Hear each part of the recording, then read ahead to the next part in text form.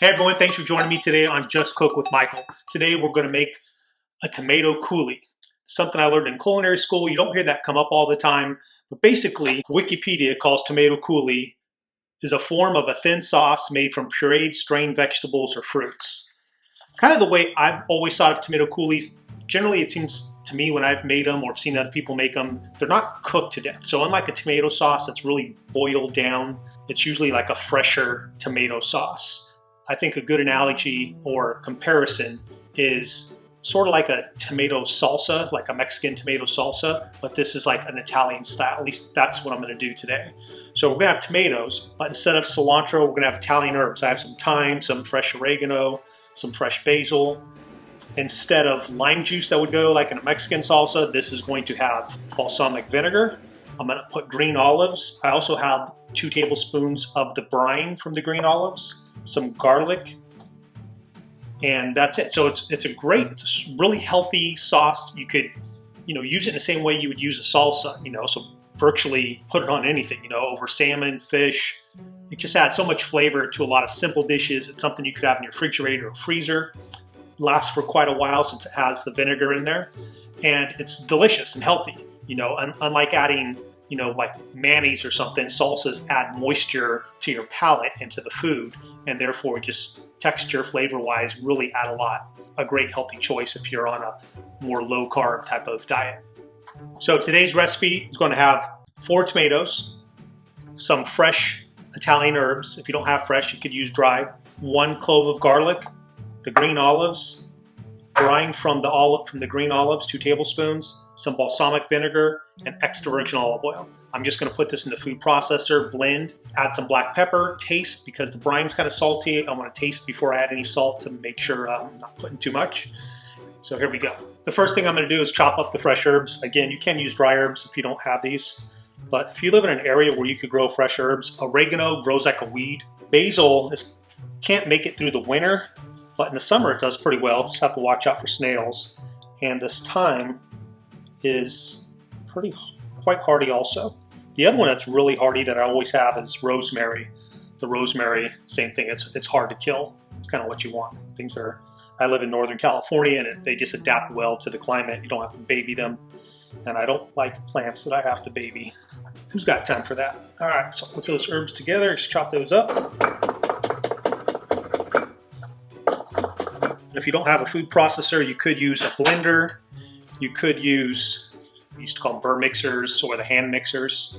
And if you don't have that, just get down with a knife and chop everything up as fine as you can and mix it up together. So next I will chop up, actually I don't even need to chop up these green olives. They could go right into the food processor. I'll core my tomatoes. These are store-bought tomatoes.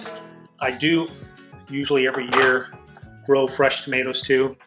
I do think it's one of those items that it's never that great at the store. If you can, go for the fresh stuff. Put my olives in there, and herbs. Now I'm going to put 2 tablespoons of the brine from the olives. And now I'm going to put in some black pepper. About a 1/4 teaspoon. Again, this is one of these recipes, you could play with it a lot. You could add more tomatoes, different herbs. You could add like red chili flakes if you wanted it to be a little spicier. Balsamic vinegar, I'm just going to add about 1/2 teaspoon. I'm also going to put a tiny bit of mustard in this sauce, about 1/2 teaspoon.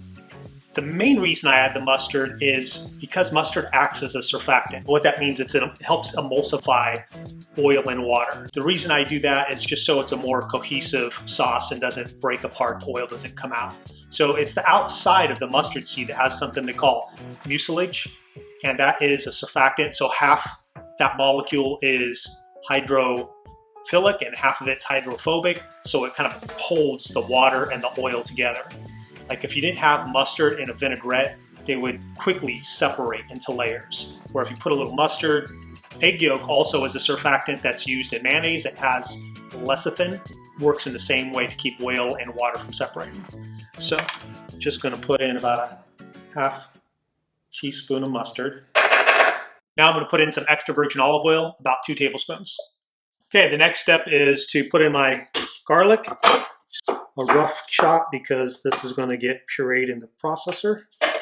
If you like these videos, don't forget to subscribe. It really helps out.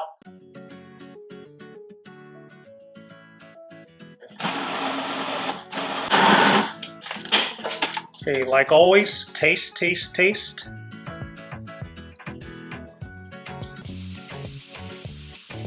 That's delicious.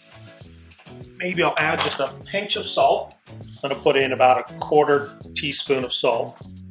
At this point also, if it wasn't salty enough for you, you could add a few more olives or a little bit more of the brine from the olives.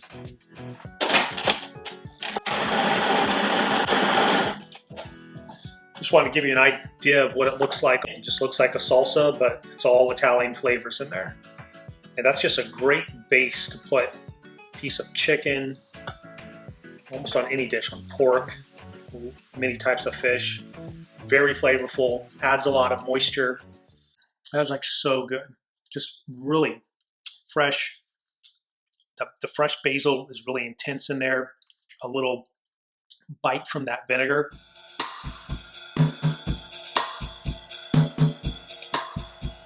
All right, now you can make tomato coulis. This was a short one. Thanks for joining me. The next video, I'll show you how I incorporate this into some different dishes. Now go out and cook for someone you love.